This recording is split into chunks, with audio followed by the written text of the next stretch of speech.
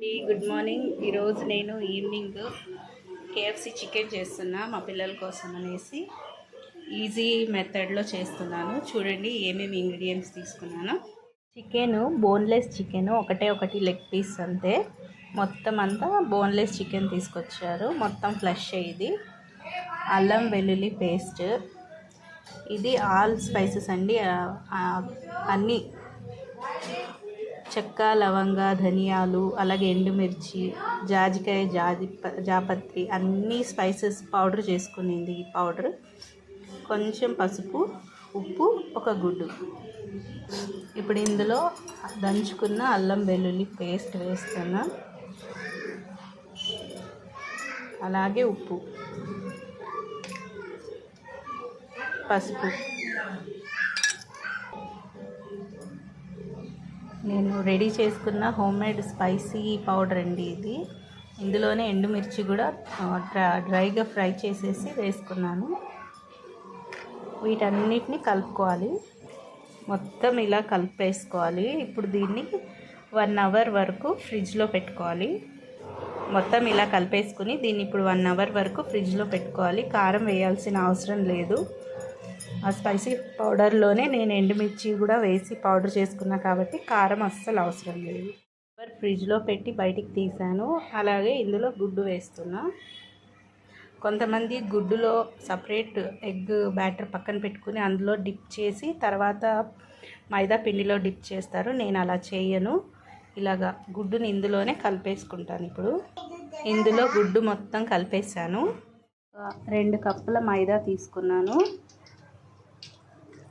ఇప్పుడు ఈ లెగ్ పీస్ని మైదాలో ఇలా డిప్ చేసుకోవాలి.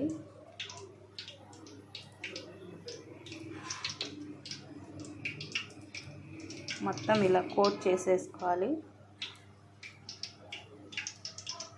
మరీ దీన్ని నీళ్ళలో వేసేసి మరీ పిండిలో ముంచే అవసరం లేదు.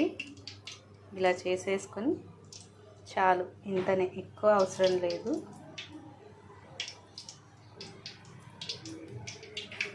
ఇలా దులిపేసుకుని ఇట్లా పక్కన పెట్టేసుకోవాలి. అలాగే అన్ని ముక్కలు అలా చేసుకోవాలి. గుడ్లో అద్దేసి తర్వాత పిండిలో అద్దిన పిండి అంతా పాడైపోతుందండి, నీట్గా రాదు. అదే గుడ్డు బ్యాటర్ని మనం ఇలాగా పీస్లో కలిపేసుకున్నామంటే చేయడానికి ఈజీగా వచ్చేస్తుంది. మా పెద్ద అబ్బాయికి చాలా ఇష్టం ఇది, వాడి ఫేవరెట్ ఇది. ఇలా అన్నీ రెడీ చేసి పెట్టుకోవాలి. ఒక పక్క ఆయిల్ వేడికి పెట్టుకున్నాను. బాగా వేడెక్కిందండి. ఇప్పుడు ఇందులో రెడీ చేసి పెట్టుకున్నా కదా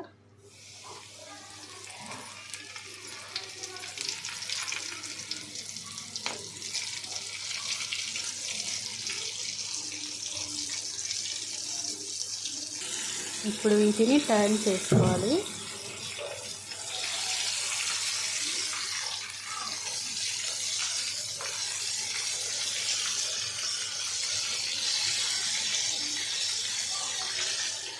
రెడీ అయిపోయాయి, పక్కకు తీసేస్తున్నా.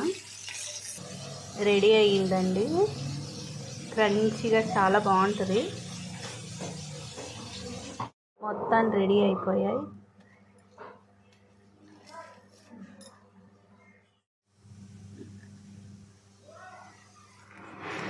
ಹೆಂಗೈತಮ್ಮ ಟೇಸ್ಟ್? ಸರಿ ಕೂರ್ಚೋಬೇಕು, ಹಂಗೆ ಮಾಡಬಾರ್ದು. ಹೆಂಗೈತೆ ಹೇಳು? సూపర్ అయితా. చాలా బాగా అయిందండి. చూసారు కదా నేను చేసిన ఈ ఈజీ రెసిపీ మీకు నచ్చితే మర్చిపోకుండా నా ఛానల్ సబ్స్క్రైబ్ చేసుకోండి. Thank you for watching.